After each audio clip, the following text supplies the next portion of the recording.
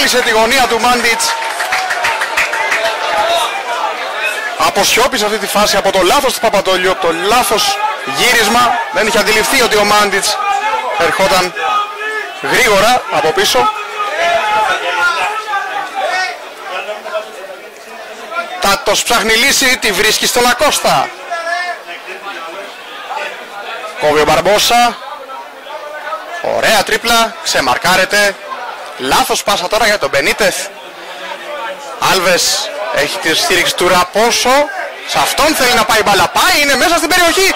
Ωραία σέντρα, 1-0 για την Καλαμάτα. Από τον Ιωάννη Πασά.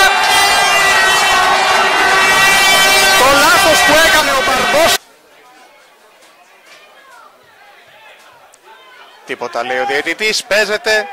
Η Λιούπολη προσπαθεί να αναπτύξει αντεπίθεση από τα δεξιά. Κόβεται πολύ δυνατά από τον Βαλεριάνο. Ακώστα κάτοχος και ο Βαλεριάνος ανεβαίνει για να του δώσει στήριγμα. Ακώστα περνάει. Αφήνει για τον Τάτο μέσα στην περιοχή. Το σουτ 2-0 από τον Τάτο.